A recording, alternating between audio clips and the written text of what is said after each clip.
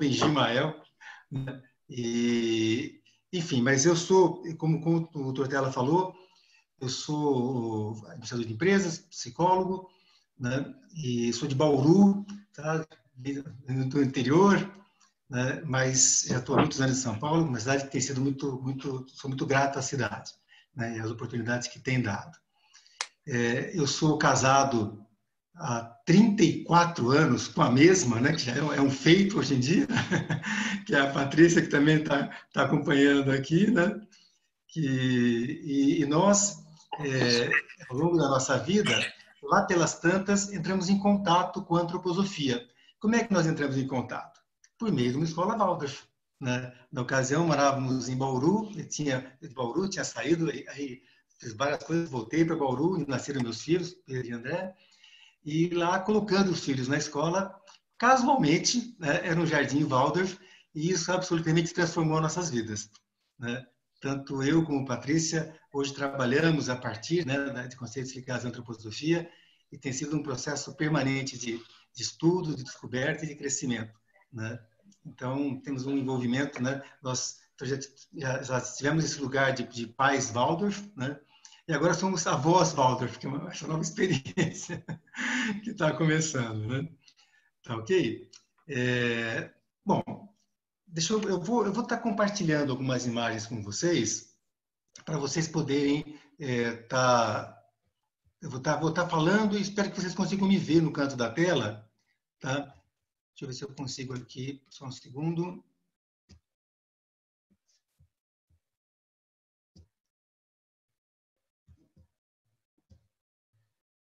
Vocês estão vendo? Sim. Tá tudo certinho, tá? Enfim, então aqui tá, né? Tá o meu, aqui tá o meu histórico, né? E deixa eu ver aqui, tá ok. E esse aqui é o livro, eu sou escritor, lancei um livro, né, que é com base em uma perspectiva antroposófica, olhar para a gestão e governança das organizações, né, a partir de um referencial do que é o sutil. Tá? Então, foi uma jornada muito interessante a escrita, buscar uma síntese, buscar uma expressão do que eu estava vivendo enquanto consultor e como coach. Tá? A gente parte de uma premissa, gente, assim, o mundo se configura conforme você o vê. O mundo não é por si. A forma como a gente olha para as coisas, elas se transformam. Tá? Então, parte da nossa jornada hoje aqui vai ser justamente ajudar, né, a minha intenção é ajudar vocês a lançar novos olhares, tá? A procurar ter outras perspectivas que podem eventualmente ajudar vocês na forma como vocês estão lidando com o dia a dia de vocês. Tá ok? Vocês estão vendo essa imagem aí, não? Sim. É uma imagem forte, né? E pior que é uma foto esse negócio aí, não é feito no computador, né? É uma foto de uma grande tempestade. Se vocês forem olhar aqui embaixo, tem uma árvorezinha, né? Então, é uma grande, né, tempestade que está se aproximando aí, né? E isso acho que tem muito a ver com o que a gente está vivendo hoje, né? Nós estamos vivendo um cenário onde, de fato, nós estamos diante de uma crise muito grande, né? A gente não pode minimizar a crise. É uma crise que tem um grande potencial, né? Agora, como é que vamos lidar com isso, né? Como é que a gente fica assim, nossa, tomara que ela não venha na nossa direção, tomara que não nos pegue. Mas o fato é que a crise está aí, está posta, tá? Então, é importante, primeiro assim, entender o que é crise, né? Toda crise é toda situação de mudança a nível biológico, psicológico ou social que exige da pessoa ou do grupo um esforço suplementar para manter o equilíbrio ou estabilidade emocional ou material. Então, ou seja, né, a crise é aquele negócio que chacoalha, que mexe, né, que vai fazer com que cada um de nós tenha que buscar um novo equilíbrio, tá? Nós como indivíduos, como grupo, como sociedade, né, de como é que a gente vai estar lidando com isso. Tá? Então, esse é o grande momento que a gente está vivendo e lembrando, né, que crise vai trazer sempre desafios e oportunidades. Né? Mas o interessante das crises é que elas são fenômenos externos. A crise é um fenômeno externo e ela desencadeia processos internos muito peculiares em cada um de nós. Cada um de nós está vivendo hoje essa jornada, tá? Dessa quarentena, dessa expectativa, né? De forma muito peculiar, muito única. Então, é interessante entender, né? Como é que você está vivendo a sua crise, não necessariamente é como os outros estão. O que você tem que aprender com ela? É sempre essa jornada e sempre essa questão muito peculiar. E tem uma imagem, um conceito budista que fala assim, né? O grande desafio das crises é que, assim, eles falam assim, o homem sofre pois aspira pela permanência no mundo da impermanência. A gente gosta de uma estabilidade, né? A gente gosta que as coisas continuem sendo. A gente sempre imagina que o futuro vai ser uma continuidade do passado. Só que assim, o mundo teima em ser diferente no futuro, né? O futuro vai se construindo de uma forma bastante diferente, de forma contínua ao longo da nossa história. Acho que nós vivemos os últimos, né, 70 anos da nossa vida aí, uma grande estabilidade do ponto de vista macro, né? Apesar de que no Brasil tem tantas crises, né, menores, mas de maneira geral foi bastante estável enquanto a nossa sociedade ocidental. Agora, tem um processo que está tendo uma chacoalhada e nisso traz uma oportunidade para nós, né? Então, qual é o papel das crises em nossas vidas, gente? Para que serve uma crise? Eu sempre falo, eu atendo como coach, eu atendo executivos, né? Eu sempre brinco, eu falo assim, nossa, a crise é ótima para os outros, não para mim, né? Eu não quero ter, né? Para os outros é uma maravilha, ajuda a crescer, fortalece, é uma beleza as crises, né? Só que quando chega em mim, fala, meu Deus do céu, né? Eu não queria ter, não. Eu sempre brinco assim, né? A crise é aquele negócio que vem, sabe? Você está querendo subir um muro e a crise dá o pezinho, né? Você poder subir o muro. Mas você fala, não quero, e tem medo, né? Então, mas as crises, de maneira geral, elas servem como um grande despertador, tá? É um despertador que ela nos acorda, tira de inércia, tira de padrões que já vinham estabelecidos e que nos faz olhar de outra forma os mesmos fenômenos. Então, é uma grande jornada de descoberta, né, o que pode ser uma crise. Tá? Agora, o que acontece, né, conosco, o que nós sentimos diante de uma tempestade dessa, de uma crise dessa? Entre em contato. O que vocês sentem? Eu não tinha essa possibilidade, eu fiquei meio receoso de fazer. Tem alguém com o microfone aberto, vou pedir para fechar, por favor. Tá? Já fechou. Você consegue fechar, Tortella, os microfones? Já fechou. Ah, tá. Obrigado. Né? Então, assim, né? Então, o que acontece diante de uma crise, de uma tempestade dessa? Acontece medo. Medo. Né? Então, assim, porque quando você está diante de um tal cenário, você sente medo. Né? Esse é um processo inerente. Né? É assim, né? Como é que você tem lidado com seus medos? Você tem parado para observar seus medos? Cada um de vocês. Você tem observado seus medos? Você tem sentido, né, a oportunidade de parar e olhar? Tá? Então, eu quero fazer uma proposta para vocês. Eu quero que vocês listem os seus medos. Tá? 2 minutinhos, individual. Tá? Entre em contato. Quem tiver papel, ótimo. Escreva seus medos.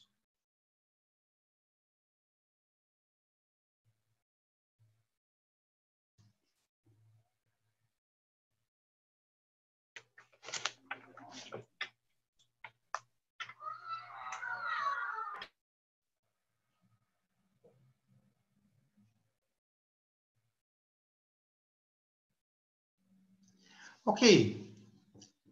Vamos seguindo. Quem não conseguiu fazer de forma completa, nós vamos caminhando, a coisa vai ter outra oportunidade ali na frente. Então, vamos fazer agora, eu quero propor para vocês uma reflexão compartilhada. Tem um recurso aqui no Zoom, que é formar pequenas salas, pequenos grupos. Então, nós vamos fazer, vai ter uma bruxaria tecnológica aí que o Tortella vai estar fazendo, né, onde a gente vai poder, vocês vão estar sendo divididos em pequenos grupos. Eu quero que vocês compartilhem o que vocês estão sentindo como medo. Tá? Então, vai ser rápido, é um processo rápido. Eu só gostaria que vocês, antes de entrarem na reflexão, a gente vamos combinar algumas regras, tá? Do como é que vamos fazer esse processo. Tá? Então, primeiro, tá?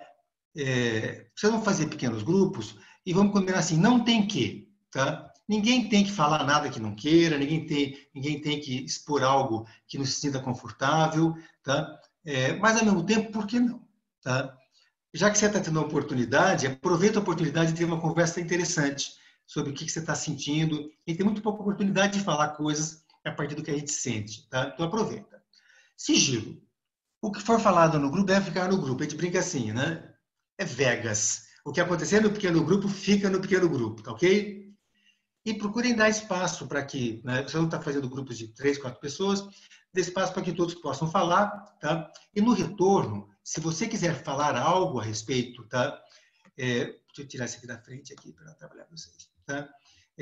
No retorno, se quiser falar algo no resgate, fale de você e não dos outros, tá? Então, se você for falar alguma coisa, assim, olha, eu estou sentindo tal coisa, tal, mas não do que os outros falaram para você no grupo.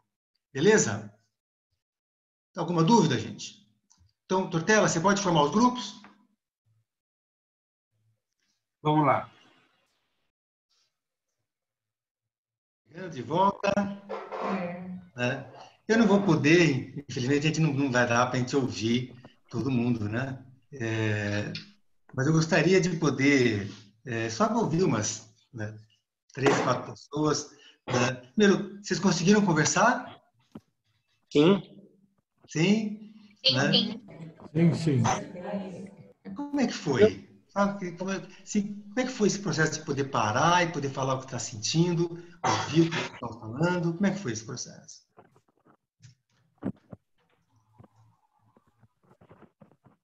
Quem gostaria de falar? 2 ou 3 pessoas para a gente poder. Posso falar? Vai lá! Então, deixa eu me apresentar. Meu nome é José Carlos. Tá me ouvindo? Estou ouvindo bem. Rubens. Tá me ouvindo, Rubens? Estou ouvindo bem. Ok. Compartilhei com uma colega aí e foi muito boa a experiência da gente poder falar sobre esse momento, né, sobre esse medo, algumas coisas que eu comentei com ela e isso é muito bom a gente ter com quem falar, ter com quem se expressar e ouvir também outras alternativas, outras estratégias. Então, isso para mim foi muito gratificante eu ter Que bom. compartilhado com a colega, né? Maravilha, obrigado. Né? Obrigado. Quem mais gostaria de falar?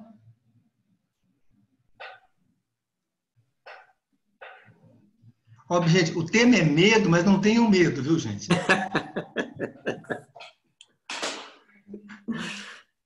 Rubens, eu acabei não falando no grupo que eu estava por conta do tempo. Nós estávamos em 4. Mas uma coisa eu achei muito interessante, que apesar de diferentes, tínhamos pessoas de escolas diferentes, e de convivências, biografias diferentes, os medos eram parecidos, né? Quer dizer, o ser humano, no fundo, ele não é tão diferente assim, né? Tem algo que nos permeia a todos. Então, isso foi bacana de constatar de novo, né? Legal. Mais um, quem gostaria de comentar? O que ficou?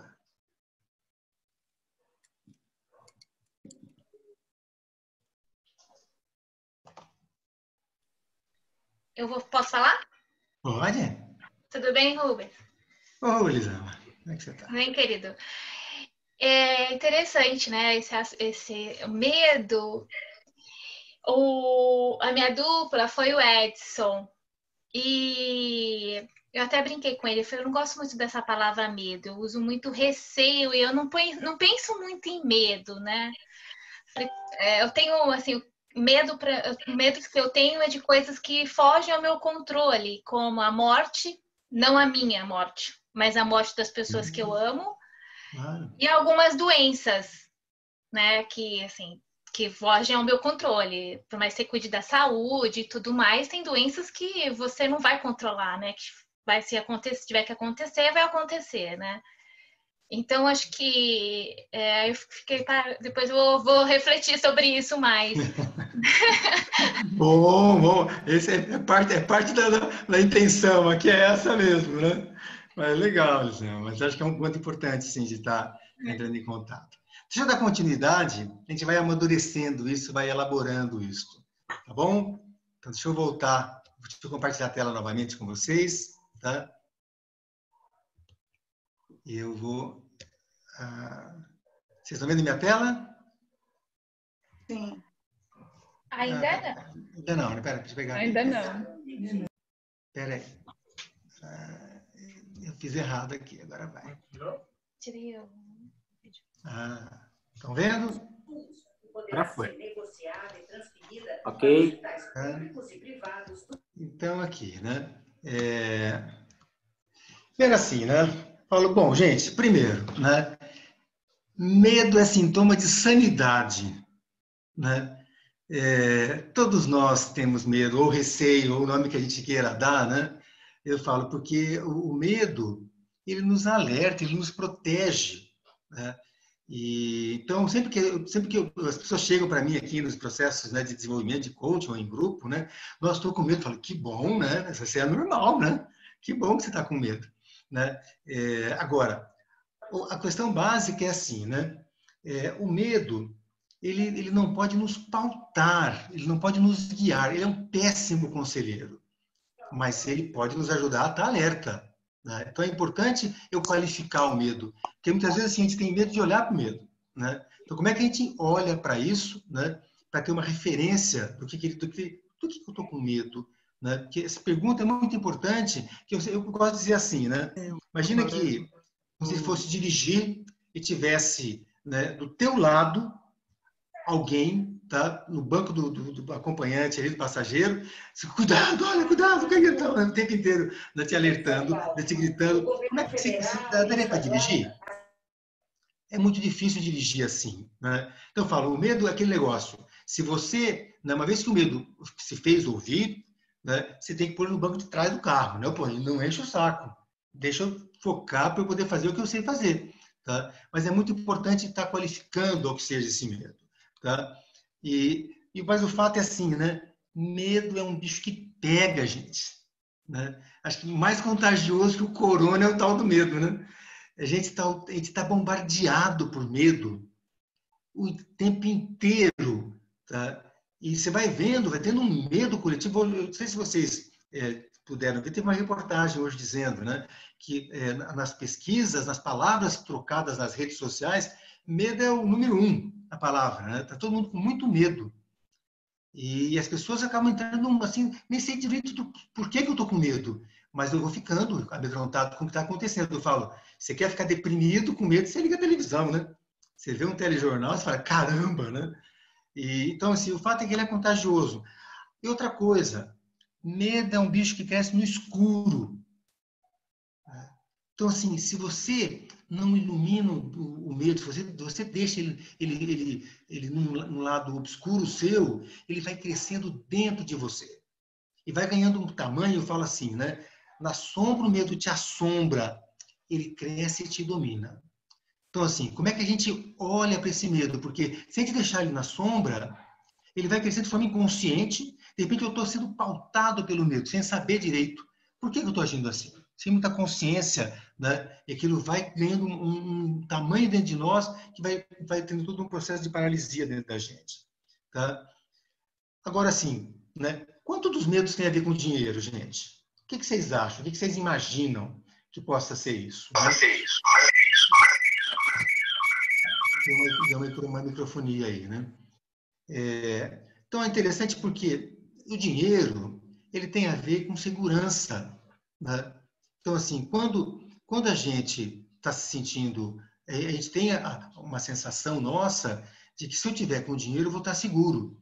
Então a gente vai, né, guardando dinheiro com a esperança, né, de que eu vou ter segurança com relação ao meu futuro, com relação ao que pode estar acontecendo, tá? Então, é uma jornada que a gente está o tempo inteiro, e nós somos educados nesse sentido, né? E aí eu também, viu? Não estou querendo tirar o meu corpo disso, não, né? Mas o fato é que, assim, né? A gente fica sempre com essa pergunta: que o medo traz para a gente.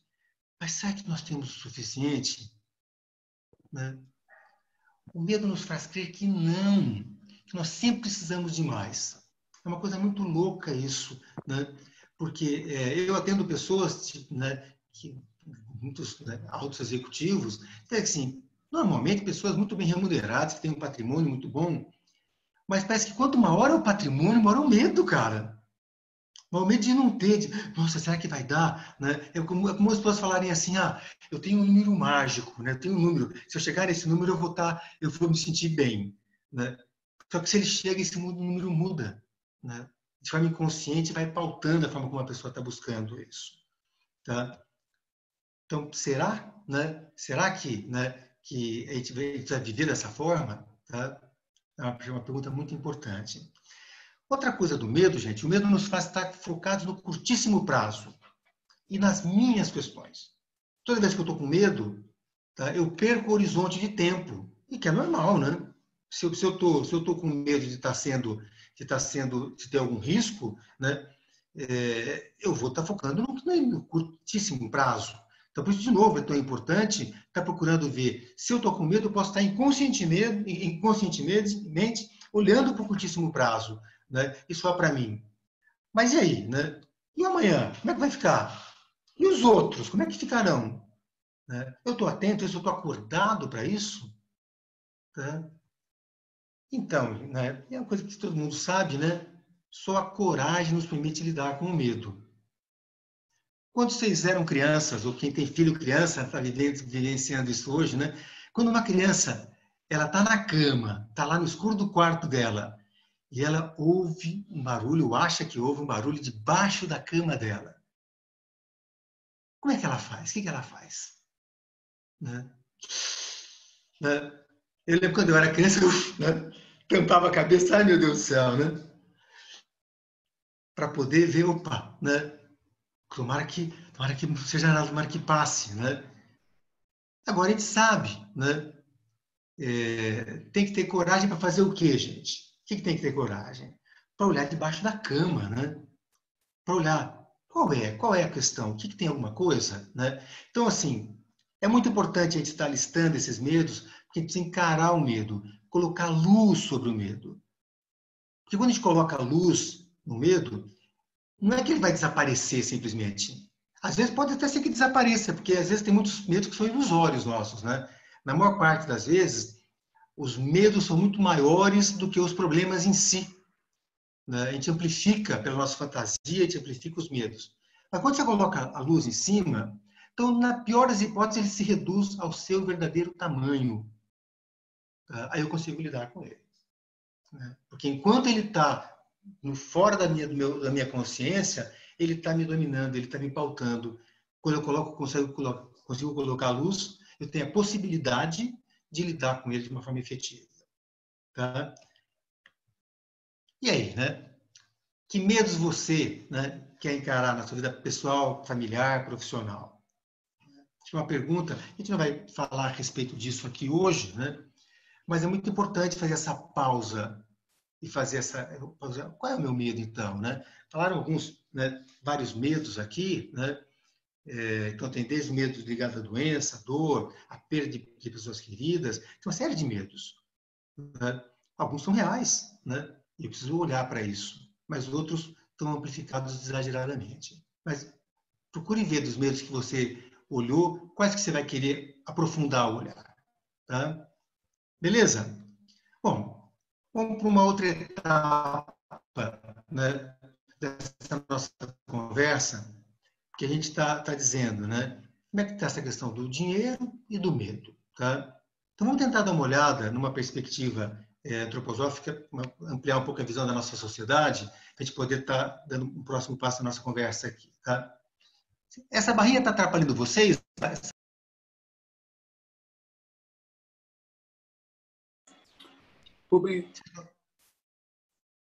Vocês estão vendo essa barra aqui em cima, não? Não está atrapalhando, não. Para mim, não Está está. atrapalhando, não? Então, beleza. Tá? Então, assim, né? Nós sabemos, né, que nós, enquanto seres humanos, dentro da visão da antroposofia, nós somos seres trimembrados. Mas é um nome feio, trimembrado, né? Trimembração é feio pra caramba, né? Em espanhol eles falam que nós somos triformados, né? Somos formados por 3 aspectos. Mas o fato é que nós temos 3 instâncias, né, em nós. Nós temos, né, uma instância do pensar, do sentir e do querer. Cada um de nós tem isso.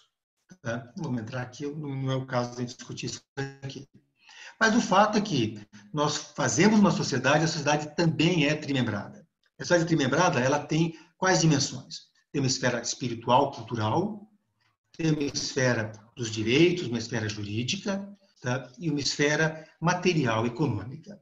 Essas 3 esferas é que nós vivemos inseridos, vivemos dentro delas o tempo inteiro. Tá? Talvez a maior parte deva conhecer isso, né? E isso tem tudo a ver com essa trimembração social, que é chamado isso. Tá? É interessante entender, né, que então, nessa esfera espiritual, cultural, está a capacidade nossa de imaginar, criar, aprender, ensinar, encontrar o sentido, buscar o sentido das coisas, né? Ele que vive nessa dimensão. Na esfera dos direitos, na esfera jurídica, está o nosso mundo social, o pertencer, o ser respeitado, ser reconhecido, né? Na esfera dos deveres e direitos. Na esfera material e econômica, está o produzir, empreender, trocar, consumir. Então, são essas 3 diferentes esferas, né, que permeiam a nossa vida.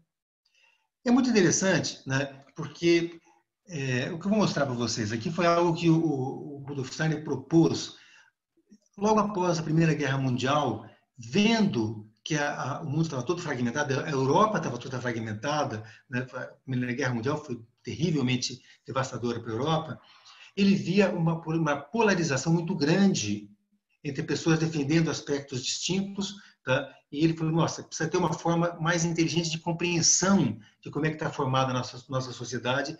Ele estrutura isso, faz uma série de palestras, faz uma série organiza eventos para explicar isso, teve uma grande repercussão.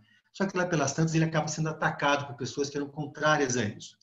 Eu acho curioso, porque hoje, de novo, nós estamos vivendo um momento de enorme polarização. Tá?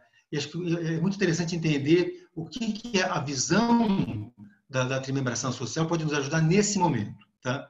Então, assim, o que o Steiner propunha? Que uma sociedade desenvolvida, uma sociedade sadia, ela deveria ter esses 3 aspectos, tá? De forma simultânea. Deveria ter, uma sociedade sadia deve ter liberdade na dimensão cultural, que é da criação, da livre expressão, das artes, tá? Então, ter esse aspecto fluido. Tem que ter igualdade na esfera jurídica, onde os direitos e deveres são iguais para todos.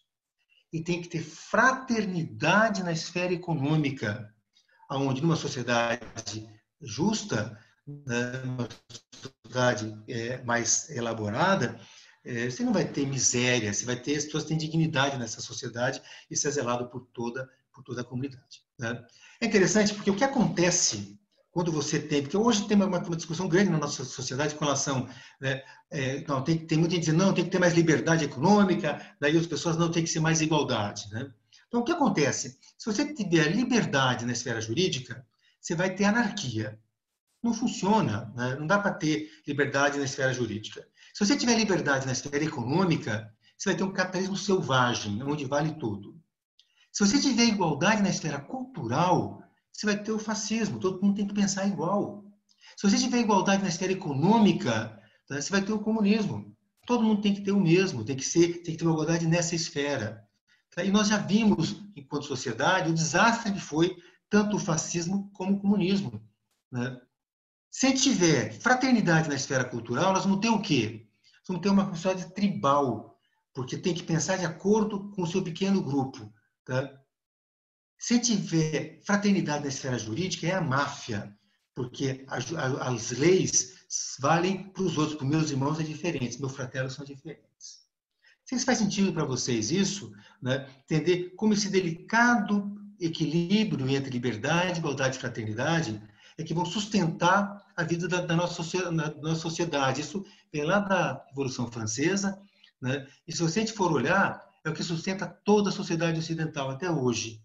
Tá? Ela pauta toda a sociedade ocidental até o momento. Tá? Então, assim, se a gente olhar para isto, tá? É importante entender assim, né? Aliás, um ponto importante, né? Nós estamos vivendo numa sociedade onde a liberdade é uma conquista que nós já tivemos, a igualdade é uma busca que estamos fazendo de forma bem clara, mas, e aí o Sérgio já falava lá atrás, a fraternidade é que está menos consciente ainda, é a mais profunda e é a menos consciente. É interessante entender porque ela está na esfera econômica, né? E a fraternidade, a economia por natureza ela é fraterna. Então, se vocês forem olhar aí, né, olhem ao redor de vocês, tudo que está ao redor de vocês, dificilmente foram vocês que fizeram, né? Esse computador que vocês estão vendo, né? Essa mesa que vocês estão usando, enfim, né? A roupa que vocês estão usando, tudo que vocês estão podendo usufruir agora é fruto do trabalho de milhares de pessoas que vocês nem têm noção. Então, o fato concreto é, a economia já tem essa natureza fraterna. Agora, na maior parte das vezes, não consciente. A gente não compreende direito o que é ser fraterno, né? E essa é uma grande jornada que o ser humano está fazendo e talvez a gente espera que uma crise como essa possa ajudar a despertar aspectos ligados a isso, por exemplo. Tá? Mas ok, né? Agora, esses conceitos, gente, valem para uma escola? O que vocês acham? Então, assim, essa imagem, né, de ter liberdade, igualdade e fraternidade, tá?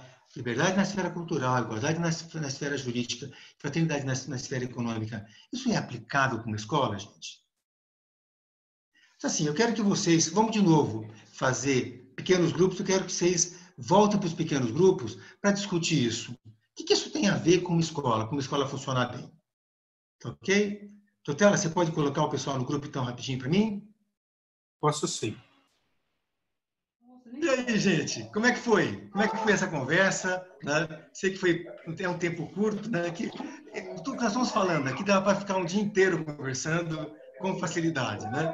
É muito mais para fazer né, colocar esse processo em elaboração. Quem gostaria? Né? Quero ouvir, né, umas 4, 5 pessoas aí. O que ficou para vocês né, dessa pausa, dessa reflexão em grupo?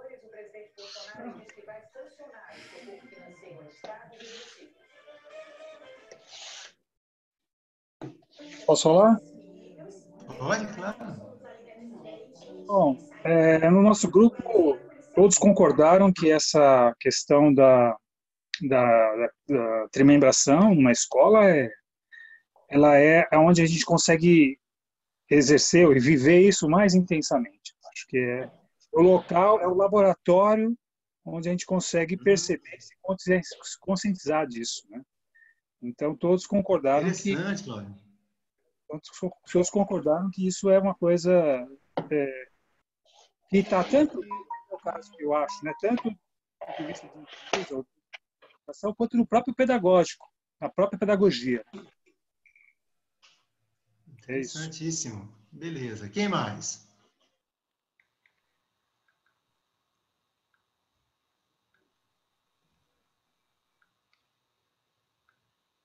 Um de cada vez, sem pressa. Posso? Claro. Minha dupla foi com o Edson, né? Então ele falou um pouco da Waldorf, eu falei um pouco da escola tradicional, mas a gente estava falando de escolas particulares, né? As diferenças, né? Que aí tem uma diferença um pouco até de metodologia, de comunidade, de cultura, né? Mas aí a minha questão que eu levantei com ele, aí é um assunto que discorre adentro, é quando a gente vai para escolas públicas, né? Aí isso fica bem complexo, né? Porque a escola pública ela tem que seguir o federal, o governamental e o municipal, né? Envolve a sociedade diversa, né? E Brasil a gente tem uma polaridade, uma diferença muito grande cultural e econômica que acaba impactando na educação fortemente e nas metodologias, nas condições, né? E que refletem nesses 3 temas, né? E aí, quando a gente vai para as públicas, Aí é muito complexo não tirar alguma conclusão. Mas acho que é um ponto fundamental a gente ter em mente isso, né? Quer dizer, como é que a gente compreende essa outra realidade muito maior, né? E que tem muito mais crianças envolvidas, e como é que está sendo isso. Mas ainda assim, me parece que na dimensão econômica, ainda se tem essa possibilidade da fraternidade dentro desse organismo chamado escola pública. Tá? Sim. Mas, enfim, mas acho que é legal, vamos no final, Elisama, vamos fazer perguntas, vamos trocar ideias, né? Acho que é uma pergunta interessante para a gente estar com isso na mente. Tá? Legal. É um bom ponto. Né? Quem mais? O que ficou para vocês com relação a pertinência, né, dessa trimembração social nas escolas? Como é que vocês vivenciam aí numa escola, né, Waldorf ou as pessoas que são de outros universos? Né? Como é que está sendo isso? Queria só complementar a fala anterior, lembrando que existem escolas Waldorf públicas, né? Escolas públicas que usam a metodologia da pedagogia Waldorf. E lá, de alguma forma, eles têm que adaptar essa trimembração a uma outra realidade. Né? Então... Legal. Pode Vai lá, falar? Luna. Claro. Acho que, concluindo um pensamento que a gente estava fazendo no grupo, o que eu vejo é que a gente tem que começar a perceber, e é muito fraternidade isso, que a nossa escola é comunidade, é feita de pessoas. Então, se por causa do dinheiro ou da falta do dinheiro a gente começar a não ter mais as pessoas, as famílias, nós não somos mais o que éramos, né? Não somos mais a Manacau, a Areté, que é a comunidade da qual eu faço parte. Porque as pessoas fazem a escola, são os vínculos que elas trazem, a energia, a força de trabalho e tudo mais. Então, se essas famílias vão se desgarrando pelas dificuldades e a gente não conseguir manter todo mundo no barco, a gente não é mais a comunidade que a gente é. Legal, bacana. Ok, gente. Deixa eu dar continuidade aqui, tem mais um tópico que a gente vamos conversar um pouquinho. Tá? Então, assim, deixa eu compartilhar a tela de novo com vocês aqui. Ok.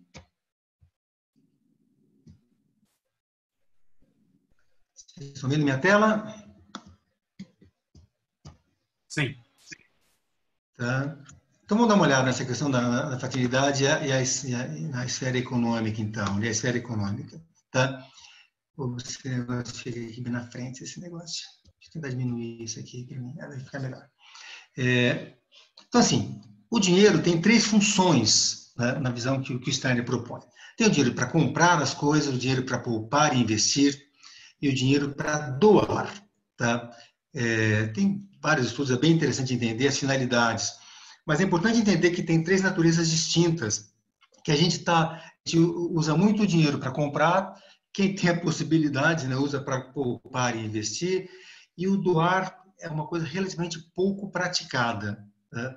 E isso tem implicações, é legal entender o significado disso, porque o uso consciente desses três dinheiros, ele é muito importante na medida que cada vez que você usa o seu dinheiro para fazer alguma coisa, ele alimenta uma cadeia de longa extensão. Eu falo assim, né? O tipo de comida que você compra, né?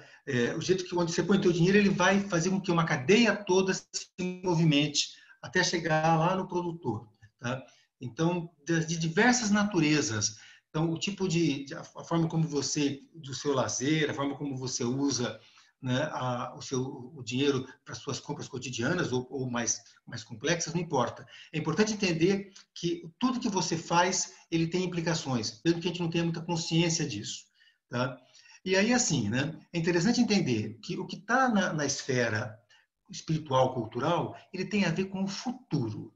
Porque, assim, né, tudo que existe na esfera material, tá, que está aqui, né, ele se manifesta como algo que foi pensado antes. Então, se vocês olharem aí, né, a mesa que vocês estão usando, por exemplo, antes dela existir enquanto matéria, ela precisou existir enquanto pensamento, enquanto impulso espiritual. Né? Então, é importante entender que o que existe na esfera material, ele só acontece devido a um processo primeiramente criado na esfera espiritual e cultural. Tá? Então, Então, nessa dimensão espiritual, cultural, está o futuro, na esfera dos direitos de jurídica, é o presente, que regula nossas relações, e o que está no aspecto mais denso, tá, tem a ver com o passado. Eu estava conversando um pouco com o grupo, né, que ficamos no intervalo, durante os 7 minutos. É interessante entender assim, né, quando a gente fala de fraternidade, é alguma coisa que ela tem a ver com uma densidade, tem a ver com essa coisa mais concreta que está nessa esfera material, né? Porque fraternidade não é algo abstrato, né, que está na esfera simplesmente espiritual. Nossa, que lindo ter fraternidade. Não, ela precisa estar manifesta de forma concreta. Mas o que vai determinar como as coisas vão ser é o que está na esfera espiritual e cultural. E aí é importante entender que se a gente tem um olhar, né, para doação, tudo que é gerado de excessos na esfera material, né, ele, de alguma forma, ele precisa alimentar a esfera espiritual e cultural. Não sei se vocês já tiveram a oportunidade de observar, né, nos países desenvolvidos, é muito comum você ter as grandes universidades, elas são construídas e mantidas a partir de doações, né? Famílias que, entendendo o significado disso para a continuidade, para a prosperidade de uma sociedade, eles fazem altas doações para poder sustentar essas universidades, né? Se a gente olhar no nosso Brasil, é interessante, né? O que é transferido da esfera material e econômica para essa esfera espiritual, que vai para as universidades, muitas universidades públicas de qualidade, é uma doação forçada por meio de um negócio chamado imposto, né? Então, a sociedade paga impostos para poder ter dinheiro para vir para cima aqui, mas não como uma coisa de consciência, uma escolha, mas simplesmente como sendo ok, né? Eu tenho que fazer isso, e a maior parte das pessoas não gostariam que tivesse isso inclusive, né? Então, se isso faz sentido para vocês, eu fiz uma mudança aqui. Vai ficar melhor aqui, né? Então, é interessante entender como esse mecanismo de doação é que vai nutrindo essa esfera cultural, né?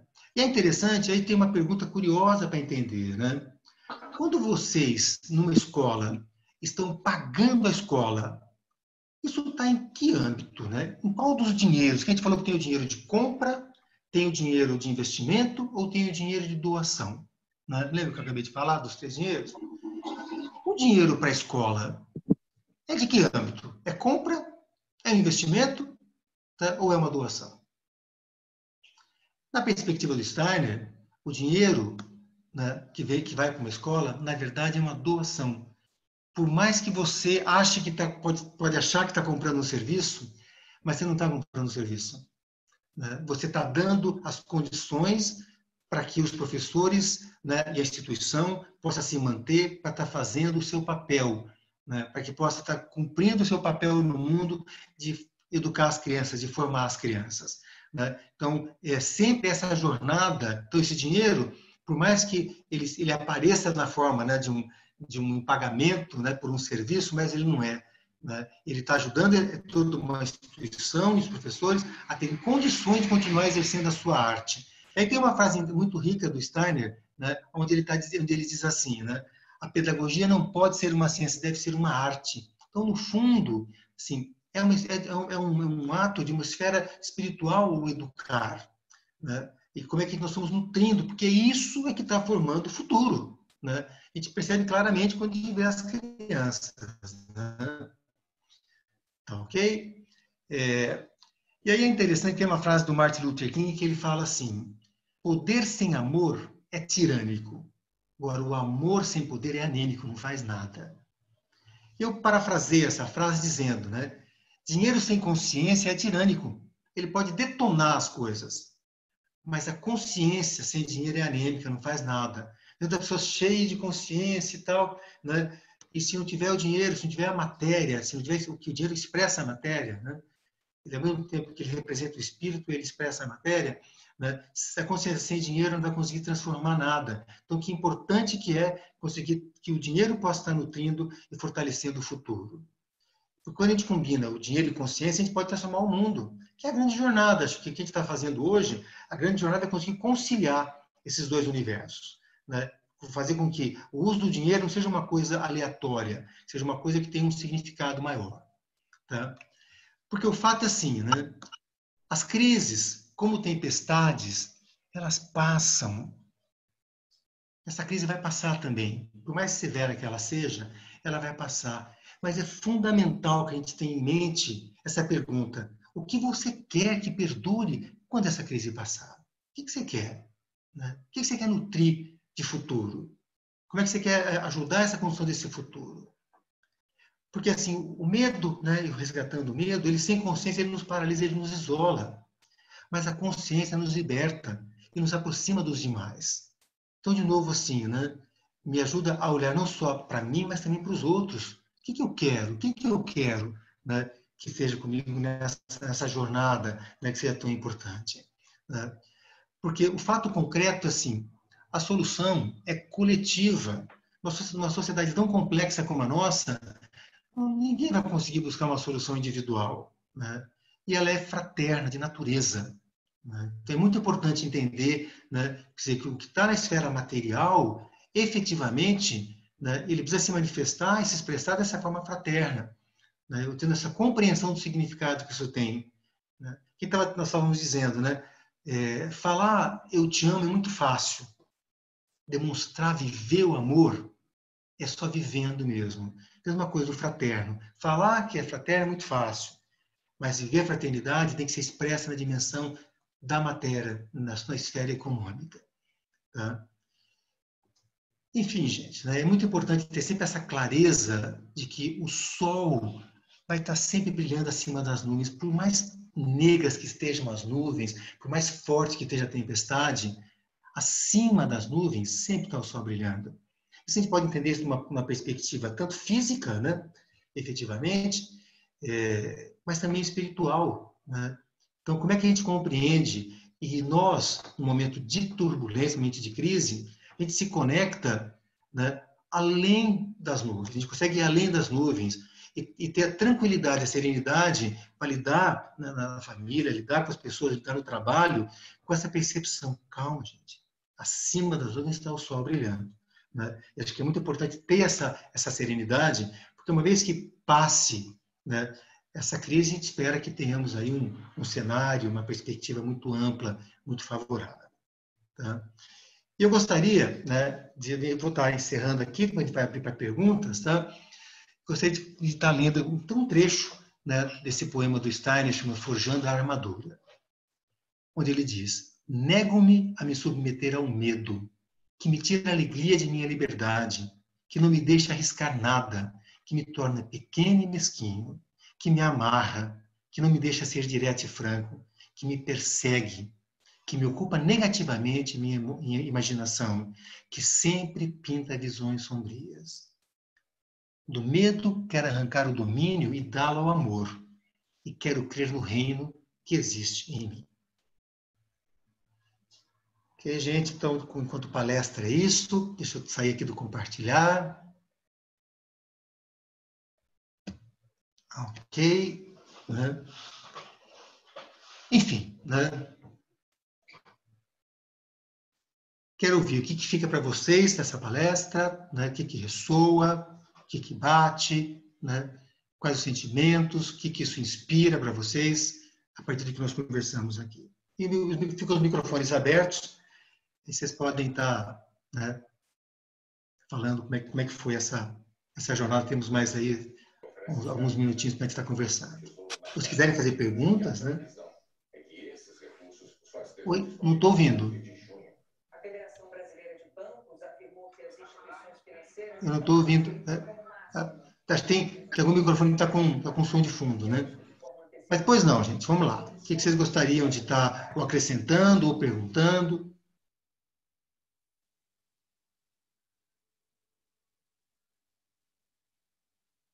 Oi, Rubens.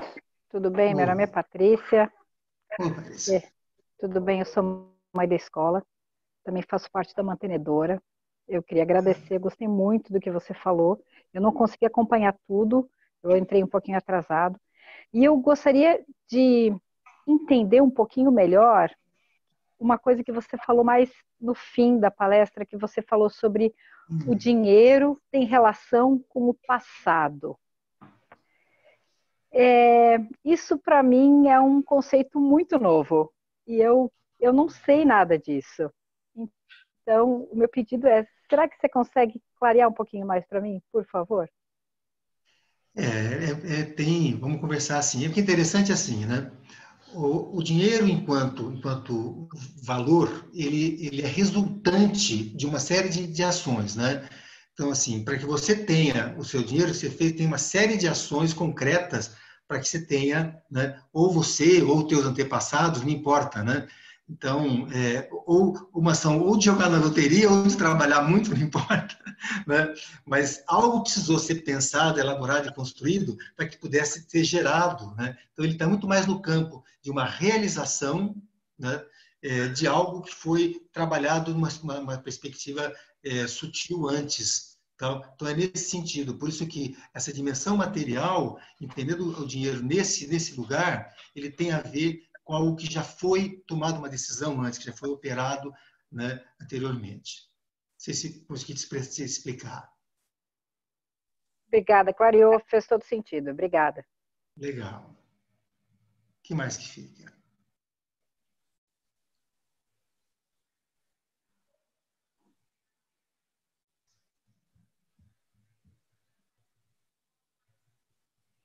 Eu posso falar um pouco?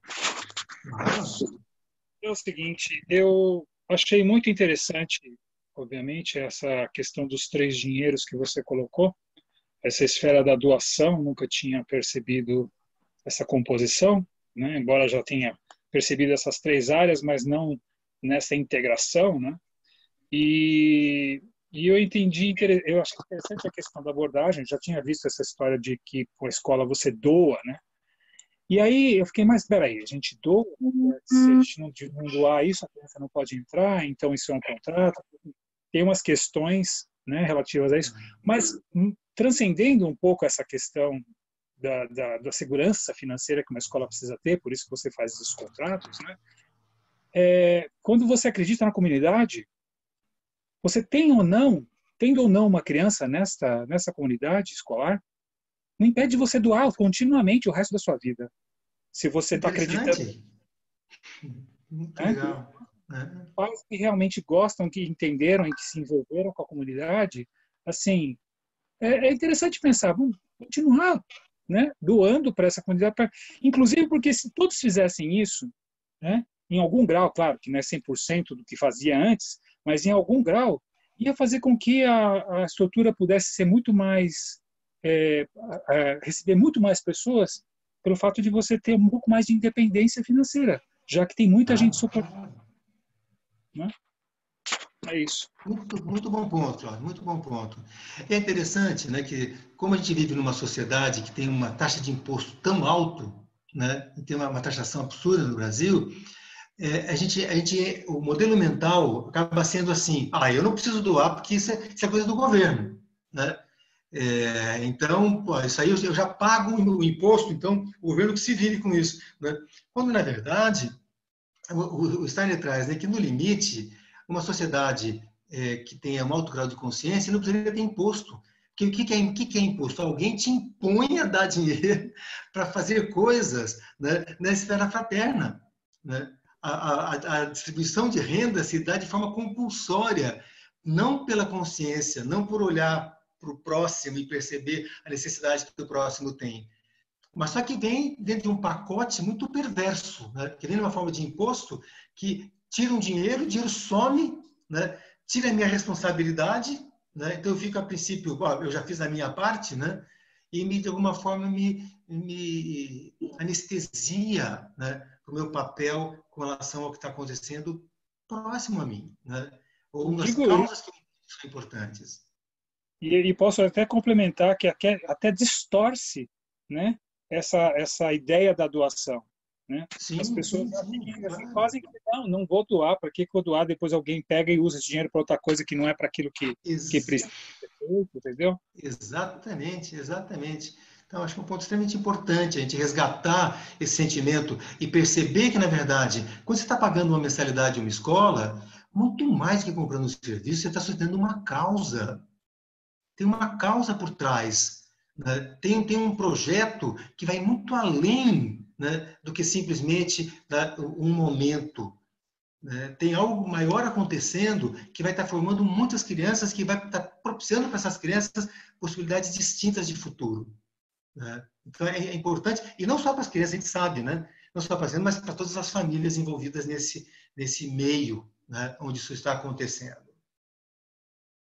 Então, é interessante, né? O que a gente tem visto, gente, assim, a gente tem percebido que muitas vezes o que está acontecendo hoje, em diversas escolas, a gente tem ouvido, a minha esposa, a Patrícia, ela trabalha com apoio a pais, apoio a educadores, apoio a gestores de escola, né? É interessante que está acontecendo um fenômeno de que as pessoas estão assim, não, né, dentro, no que não tem uma responsabilidade formal de educação, então, que é a educação infantil, então não está tendo aula, eu não vou pagar, né? Porque não está tendo aula, por que eu vou pagar, né? Mas é um paradoxo, né? Porque é interessante, né? Se você não sustenta o impulso, depois que passar a tempestade, o que vai ter? Para onde você vai voltar com seu filho, né? Se você não ajudou a sustentar isso durante a tempestade, né? Porque por isso que é fundamental tirar o olho, né, simplesmente para si, do curto prazo, para suas questões, e conseguir erguer a cabeça, né? Porque eu falo, a crise nos traz uma miopia, nos tira uma névoa, né, que nos faz perder a capacidade de compreensão mais ampla. Então, opa, como é que é? Resgatar o olhar, ampliar essa compreensão, perceber que causas que eu estou bancando, na verdade, o que eu quero ter, né? E não só, e até com relação ao comércio do bairro, o que você tem que apoiar, né? Não só indo além do aspecto da escola, né? Mas o que eu quero que continue existindo, que eu entendo que é importante, que meu dinheiro, né, tem um papel nisso de sustentar o que pode estar acontecendo. Não sei se faz sentido para vocês isso, gente, mas acho que é um aspecto de extrema importância para trazer para a consciência no momento como a gente está vivendo. Ô Rubens. Pois não. Eu vejo nessa sua fala agora, isso me traz uma coisa da seguinte forma. Nós vamos ter que nos reeducar com essa questão de ofertar, de oferta, de doação, né? Essa palavra doação, ela é bem colocada porque nós vamos ter que nos reeducar, né? Nós estamos passando por um momento muito difícil, mas nós estamos enxergando, está abrindo a nossa visão, né? Você colocou bem essa parte de doação, né? Não é uma questão de troca, a gente pensar que é uma troca. Né? Excelente, excelente. Ela é espontânea, é uma coisa que a gente vai fazer de uma forma que a gente vai ver as coisas se transformando com isso, né? A escola, ela realmente, o que está acontecendo hoje, as pessoas estão tirando os alunos, né? Eu não consigo pagar, então eu também com problema, ou na minha empresa, ou o que está acontecendo, não estou tendo a verba para poder continuar pagando, então ela vê que não tem condição, eu vou tirar e, infelizmente, vamos ver o que vai acontecer. Mas não devemos pensar dessa maneira. Né? Então, que é interessante, né? Então, mas a forma, de novo, assim, né? Como eu comecei falando com vocês, né? O mundo se configura conforme você o vê. O mundo não é por si. Né? O dinheiro que você tem na mão, como é que você reconfigura, você ressignifica, né, usar o dinheiro? É muito interessante, tem um livro maravilhoso que eu recomendo, que chama Doação, Gratidão e Confiança, Doação e Gratidão, né, do Lex Boss. É um livro muito bonito e ele fala uma coisa bacana, ele fala assim, né? Se eu entendo a escola, por exemplo, como uma ação comercial, onde eu estou comprando o serviço, quando eu compro alguma coisa, simplesmente, é uma ação comercial, o saldo é zero. Mas ele fala, toda vez que eu crio numa relação né, que uma relação com um professor, por exemplo, e emerge dessa relação um sentimento de gratidão pelo que está sendo feito, tem um saldo positivo. Eu carrego dentro da minha alma um saldo positivo, onde eu sinto a vontade e o desejo de doar. Então, o Lex Boss, ele trazia assim, né, que o nosso mundo hoje está muito carente de sentimentos de gratidão, né? Então, como é que a gente precisa entender e olhar para o que os professores estão fazendo com profunda gratidão?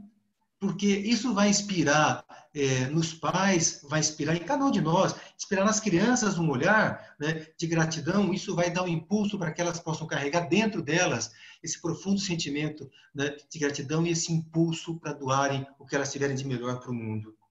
Acho muito importante entrar em contato com esse aspecto. E essa questão falar, também... tio? Oi, depois não. Oi, pode falar. Isso na escola pode ser, fica bem dividido, pelo menos na nossa, porque nós temos um sentimento de gratidão imenso pelos professores que acompanharam os nossos filhos. Isso se dá na relação no dia a dia, e fica marcado na última reunião do ano, por exemplo, que a gente chora, abraça a professora, que obrigada por tudo, porque a gente vê o resultado do carinho e do ensino, né, da teoria. Mas com o dono da escola não existe essa relação. Porque isso, né? ele não dá desconto. A gente tem 3 filhos, não importa se eu estudei lá, se eu não estudei. Eu tenho amigas com 5 filhas, tem trigêmeas e mais 2. Nossa. Não existe. Então, essa relação fraternal, e ela pode ser ou inteira, não conheço, ou você consegue sentir nos professores essa gratidão. E daí você passa por momentos de raiva da escola, mas ao mesmo tempo, olha tudo que ela oferece por causa dos professores, né? Interessante e que isso. O dono, por mais que ele tivesse um pensamento assim, ele não tem mais, né? E virou um negócio e que os professores salvam aquele negócio. Então, Carol, mas é bacana assim, você está trazendo uma coisa super importante, né? De uma realidade de uma escola particular. E é legal, as escolas Waldorf, elas são constituídas como associação de pais, né? Então, o dono é a comunidade, né? Sim. Então, é interessante que acaba tendo uma possibilidade de um outro olhar, de um outro comprometimento, de uma nova forma de lidar. Enfim, poderíamos falar, mas não estamos aqui, estamos com um problema de horário, mas dentro da visão que o Steiner traz para a economia, as organizações têm diferentes estágios de desenvolvimento. E um dos estágios, essa fase chamada associativa, né, onde a gente pode estar junto, né, onde fazer uma associação é um modo de gerir, né, um negócio de uma forma diferente, onde no caso aí os professores, né, os alunos, os pais, né, os dirigentes das escolas são todos parte de um organismo completo, né, onde você passa a ter uma outra compreensão e também uma outra responsabilidade, né? Pessoal, eu estou preocupado com o tempo, nós combinamos até às 9h30, né? Se tiver mais uma pergunta, para a gente poder estar, se quiserem trazer mais uma pergunta, mais um ponto, para a gente poder estar fechando, para eu devolver a palavra para o Dortella.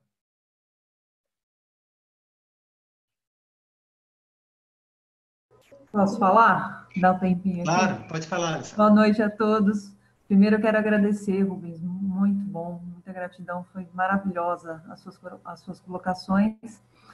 E me faz muito refletir na bênção do dinheiro, né? Quando a gente sai da visão do dinheiro simplesmente do lucro. Então, cada vez que eu coloco ele pensando no indivíduo, no meu parceiro aqui do bairro que está ali com os produtos que ele já tinha, com toda a sua matéria-prima, já tinha produzido, já estava ali, e eu olho para ele, porque eu quero que ele esteja bem no final de tudo isso, eu quero que ele continue, né?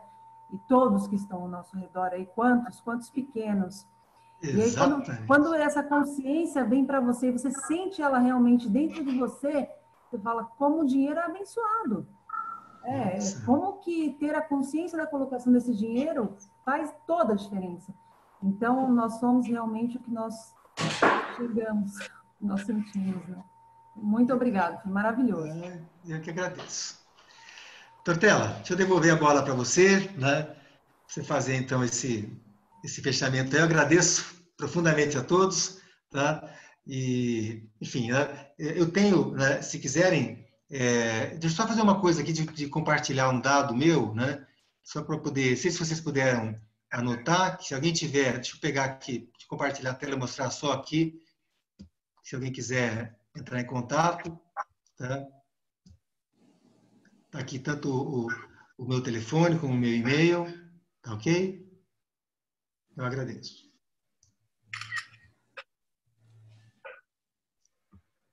Ok.